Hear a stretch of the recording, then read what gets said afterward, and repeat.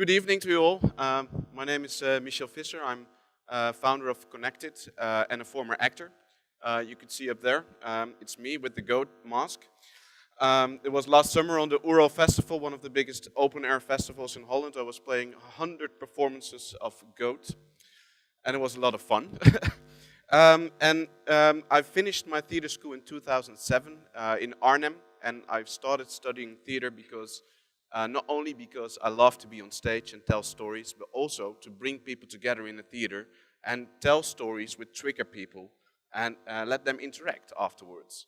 That's also what we did with a performance called The Robbers of Friedrich Schiller, which we played about 5 years ago, and there were 7 people up front stage talking about what can we do?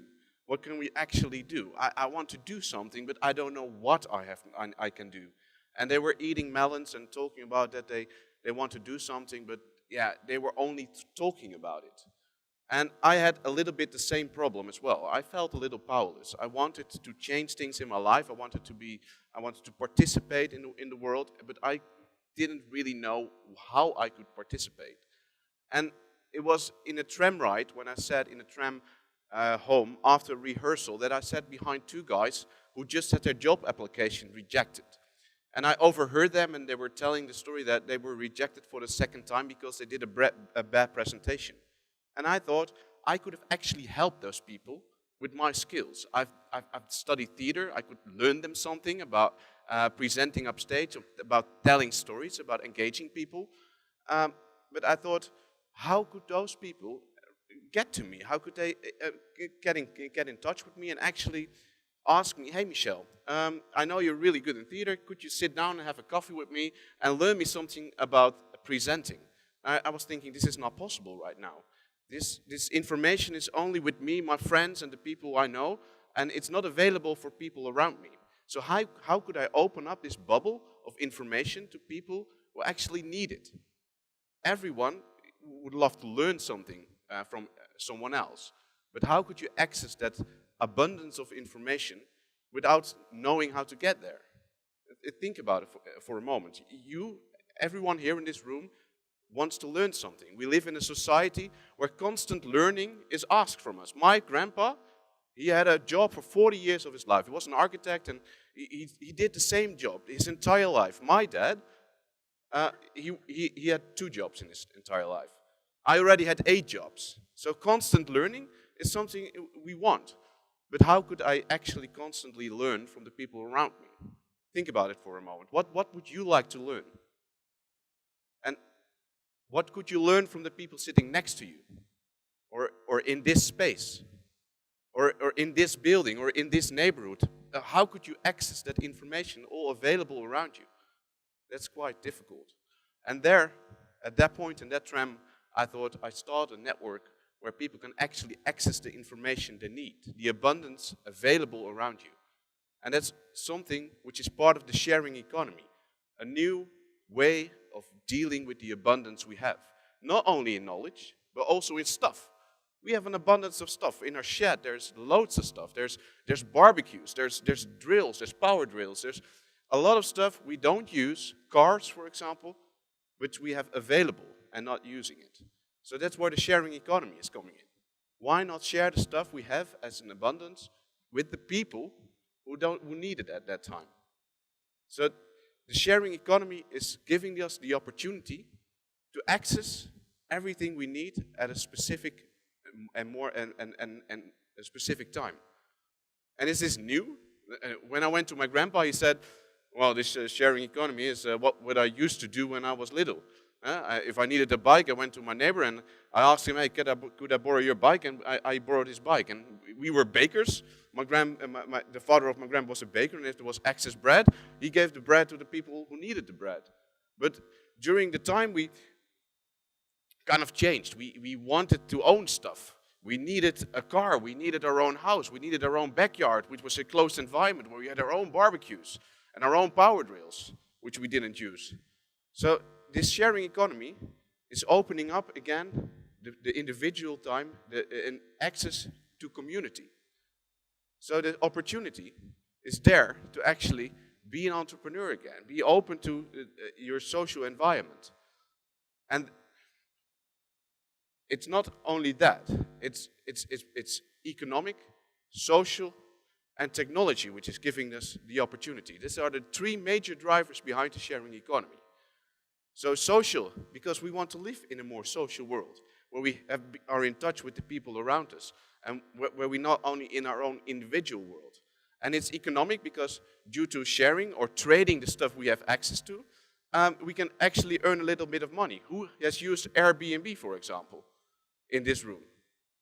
Yeah, it's the access space you have, you rent it out to the people, and you get to know people from other cities, and you have and other cultures, and you earn a little bit of money for yourself. Or if you rent out your power drill to the people nearby, you can earn a little bit of money. So you become a little bit entrepreneur yourself as well.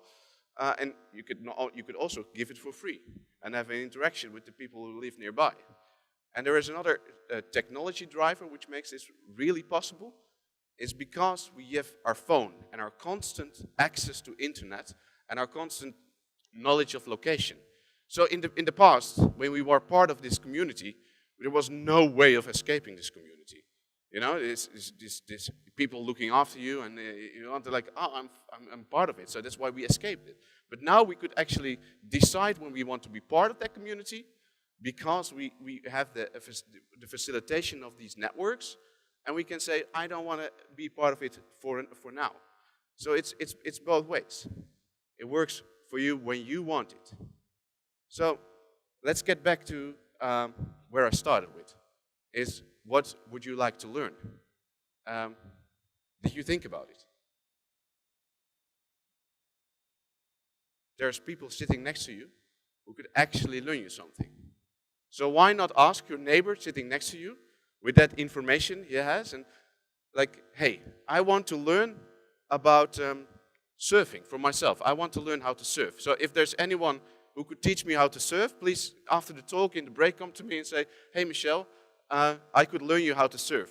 So let's go out on the beach one day, and I can teach you how to learn to surf. What I can offer you is be a goat. Yeah? So think about it. What do you have for access stuff? What for access information do you have? And what can you bring for people around you? Now, ask your neighbor sitting next to you, hey, I would like to learn how to, and start interacting. Please do it now.